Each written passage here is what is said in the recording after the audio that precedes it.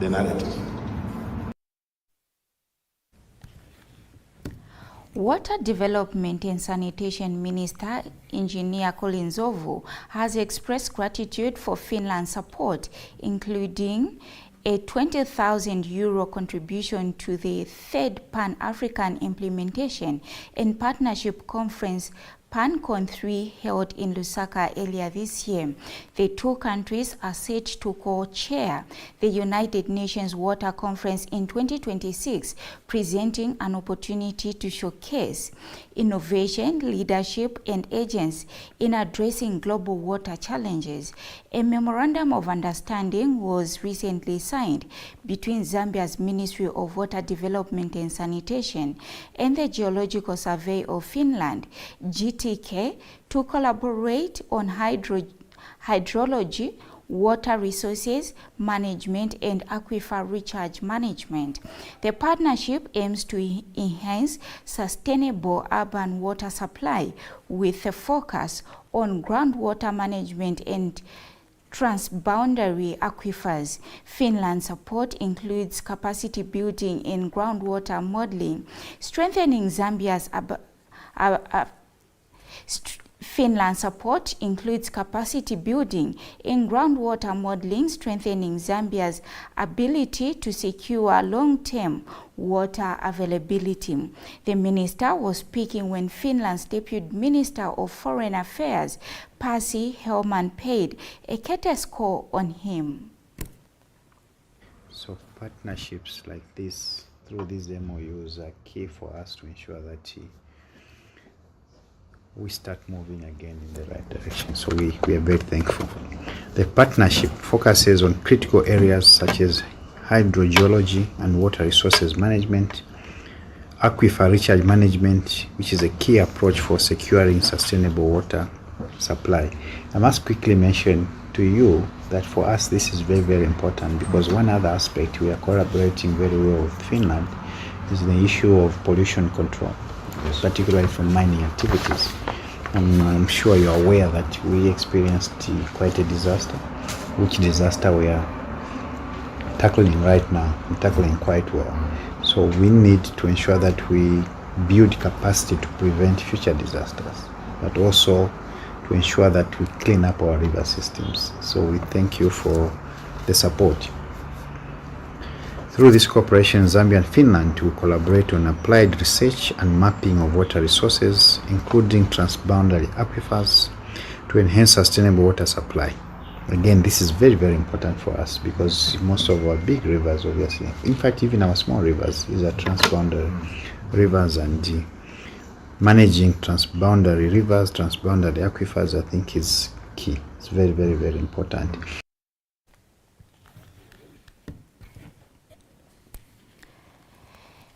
Green Economy and Environment Minister Mike Mposha has held a crucial bilateral engagement at the 30th Conference of the Parties, COP30, with Mr. Ibrahim Cheikh Dong, the Executive Director of the Fund for Responding to Loss and Damage.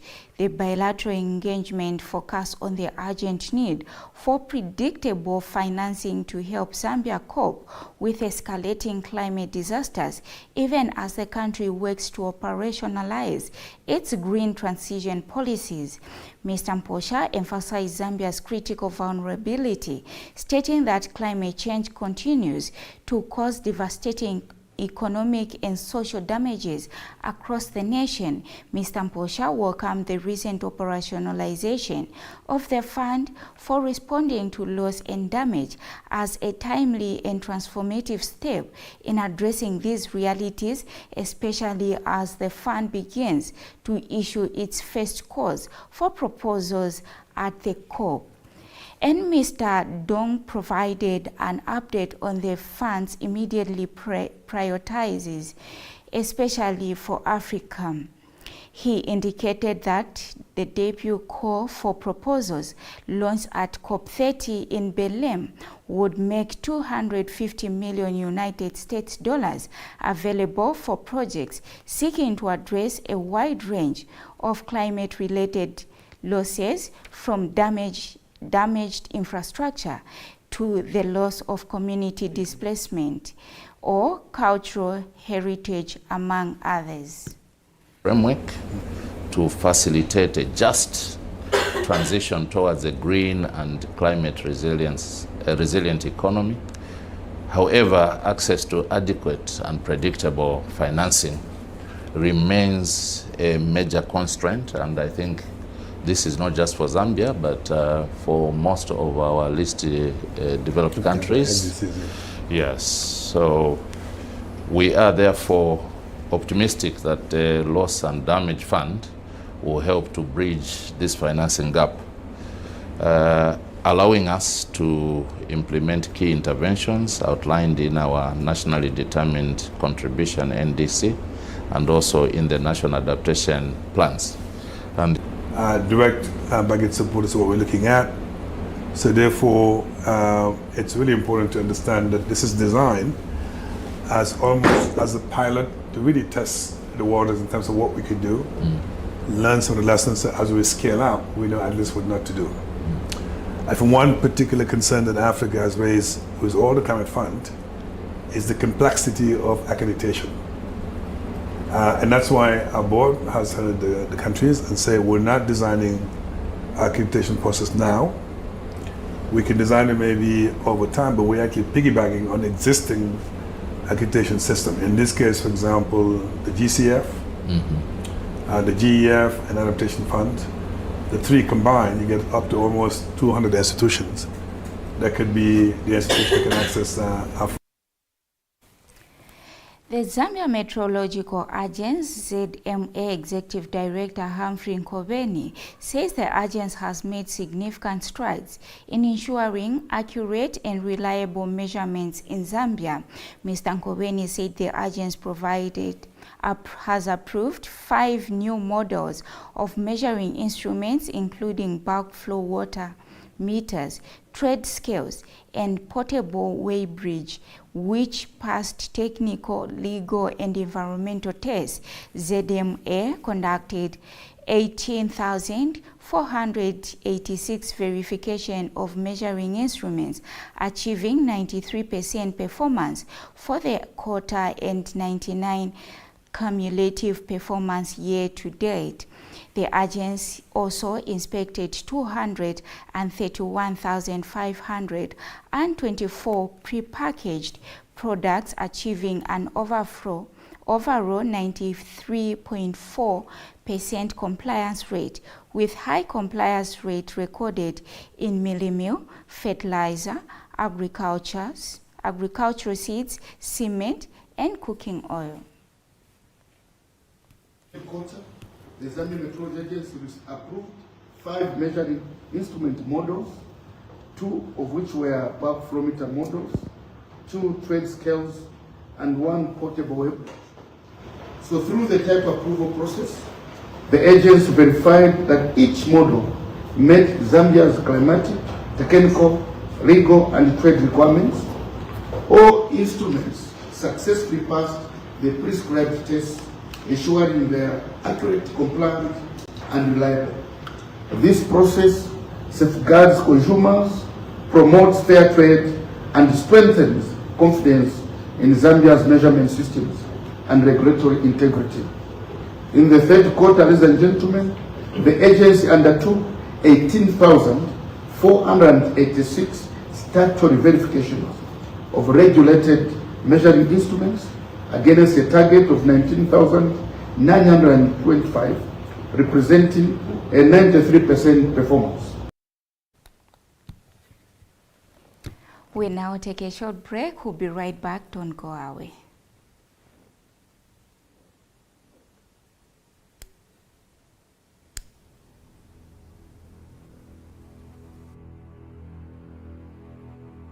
Hello, my name is Daddy Chitalu, Production Manager for Hope Channel Zambia.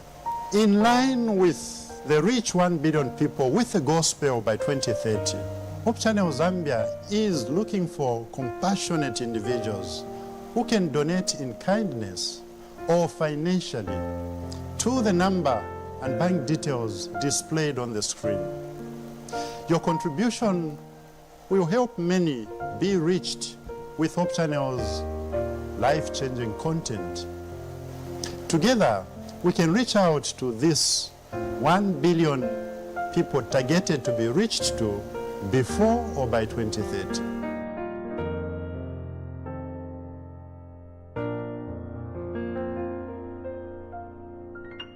Imagine a home that thinks with you. Opening. Hang on. The My Gate is open.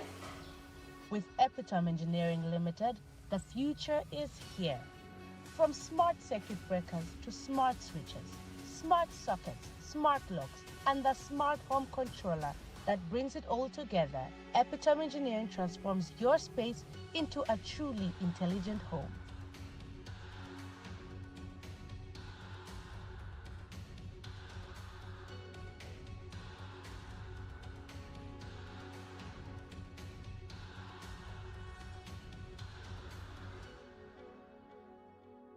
Epitome Engineering Limited, your smart life. Welcome to Brave Gardens, the perfect venue for unforgettable moments. Whether it's a kitchen party, a dreamy outdoor wedding, a vibrant birthday celebration, or a fun-filled family day, Brave's Garden is the place to be. Brave Garden offers a beautiful outdoor space with a swimming pool, kids play park, and a peaceful environment for any events. We've got more than just space. Enjoy mouth-watering meals at our restaurant and bring the kids for school trips that blend fun and learning. Spacious, scenic outdoor setting, sparkling swimming pool, fun-filled kids play park, friendly staff, and flexible packages. At Brave Gardens, quality doesn't break the bank. We offer flexible packages at affordable rates to make your day special and stress-free. Nested in a serene and secure environment, Brave's Garden offers the perfect backdrop for memories that last a lifetime. Why wait? Come spend your day at Brave Gardens. Situated just 24 kilometers from Lusaka CBD off Kafue Road. Call or WhatsApp us now to book your date or schedule a visit on 0977 321 919 or 0966 758 693 or 0773 198 960. Brave's Garden. Let us help you host your special day the brave way.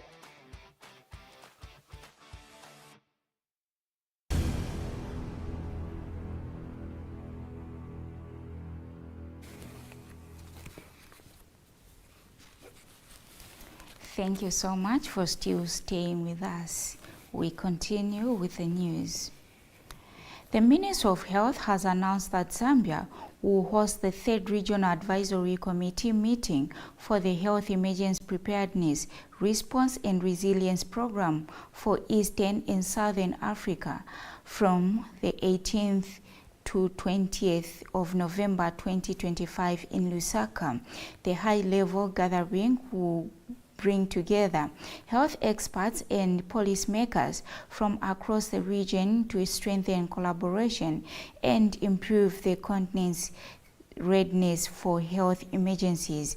Speaking during the pre-event press briefing in Lusaka, Minister of Health Permanent Secretary for Technical Services, Dr. Kenneth Lishimpe, said the meeting, organized by the Intergovernmental Authority on Development, the Eastern Central Southern Africa Health Community, the Health World Bank, the Zambian government will take place in Lusaka. Dr. Lishimpe explained that the forum will view progress made since the last meeting in Addis Ababa, discussing policy recommendation and endorse a learning agenda aimed at strengthening regional health system. The 3-day event will include technical sessions, strategy discussions, and a field visit showcasing Zambia's health emergency preparedness initiative. Countries participating in the program include Ethiopia, Botswana, Burundi, DRC, Rwanda, Kenya, Malawi, Zambia, and Mozambique. The Honorable Minister of Health, Dr. Elijah Mchima, is expected to officially open the meeting on November 18th. Facilitation of activities. Objectives of the third Regional Advisory Committee meeting include: 1. To review progress since the previous meeting that we held in Addis Ababa in November of 2024. 2. Strengthen regional collaboration among participating countries and stakeholders. 3. Facilitate knowledge sharing and exchange of best practices. And 4. Present and endorse the Health Emergency Preparedness, Response and Resilience Programs Learning Agenda. And we expect the following outcomes: that policy recommendations to accelerate the health emergency preparedness, response and resilience implementation is done. We expect enhanced regional coordination and collaboration. We also expect comprehensive documentations of lessons learned. We expect that there will be an endorsement of the program's learning agenda and the meeting structure. Obviously, there will be pre-regional advisory committee technical sessions on the 17th of November that focused on country-level progress, standardized reporting and harmonization of technical perspectives.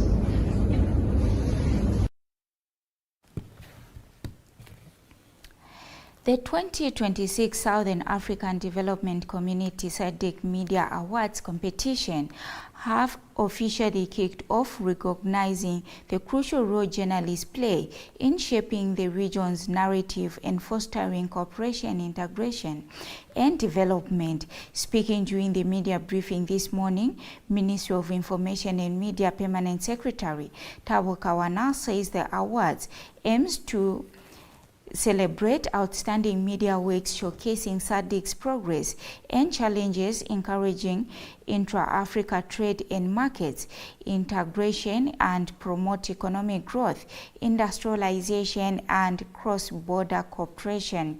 Mr. Kawana encouraged journalists across the country to seize this opportunity to showcase their work, contributing to the growth and development of the country. He indicated that entries for 2026 SADC Media Awards must be submitted by February 28, 2026 in 4 categories: photo, print, television, and radio journalism. This is contained in a speech read on his behalf by Ministry's Human Resource Director Bernard Dimingo. A role in shaping public understanding of regional integration and development. I therefore call upon all Zambian journalists from Lusaka to Mongu, from Kasama to Livingstone, to take keen interest in the SADC Media Awards.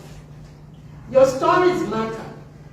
Your voice contributes to the broader regional narrative that builds us as one Southern African community. The other reason for the awards is to encourage SADC nations to further boost intra-Africa trade through greater market integration, cross-border infrastructure development, and policy coordination, fostering trade, investment, and regional cooperation. It is therefore important that using your skills and competencies, the public appreciates and understands the important project, especially in the face of power challenges and indeed all other issues that may go with it. By sharing and telling these stories, we can show how integration and infrastructure development is driving regional economic development, trade, and investment. I therefore directed that the Department of Press and Media in my ministry work with the SADC Media Awards National Dedication Committee to come up with the strategies to encourage journalists, especially those in other parts of the country to take part in this competition. I wish to encourage you all to seize this opportunity to showcase your work, contribute to economic development of our nation, and join the ranks of the distinguished winners in the SADC region. For 2026, entries must be submitted by not later than 28th February 2026, and will be judged in the 4 categories, namely photo, print, television, and radio journalism. I am confident that the quality of entries from Zambia into the regional media awards will be impressive. We look forward as a ministry to seeing your work showcasing on the regional stage.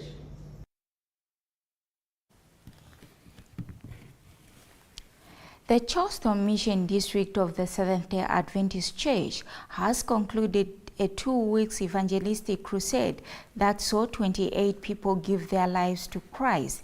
Midlands East Zambia Conference President Dr. Pastor Darlington Muyavila said the crusade reflects the church's mission to proclaim the message of Christ's second coming to the world. He described the event as a blessing to the surrounding community, noting that many participants deepened their personal relationships with God. District Pastor Muya added that following the success of the crusade, the church plans to establish a new branch in the area to continue nurturing the spiritual growth of new and existing members. I'm here at Charleston Mission District, where they are just concluding a district crusade, which ran for 2 weeks. This is really a good gesture. You know, we as a church, we are here for mission. And this is our lifeblood, that this world should know that Jesus is coming soon. And from the society or the communities around here, I think this has been a great blessing every evening as messages were being offloaded, you know, from the man of God. Yeah, we have seen quite a huge number of converts, those who have just decided to get baptized also, to just increase the number of the saints. I just thank the church and the pastor, the elders, for this wonderful organization, which is worth emulating. Thank you so very much. I happened to be the speaker for this crusade, and today, as we finalize this crusade, 28 souls have been baptized. We thank God for these souls who have given themselves to Christ, just like Christ says, and this gospel of the kingdom shall be preached to all the world as a witness unto all nations. Then shall the end come, according to Matthew chapter 24, verse 14. So, as a district, we are fulfilling the scripture, and we thank God for the work that has been done. I must mention that it has been a successful district crusade, and by God's grace, we have come to an end of this crusade. It's been a pleasure to to conduct a crusade for 2 weeks. It's been a blessing because at the end of this crusade today, 28 souls were baptized. So we have planned to open a branch because we think this is the work of our church to multiply, to go out there, bring more souls, expand, preach the gospel. Recently been baptized after the 2 weeks crusade here at the Kapiliomba grounds. After I've been longing to be baptized for a long time, and the message on this crusade was so strong it convicted me, and I feel brand new, and I'm glad for the messages that were preached on this crusade.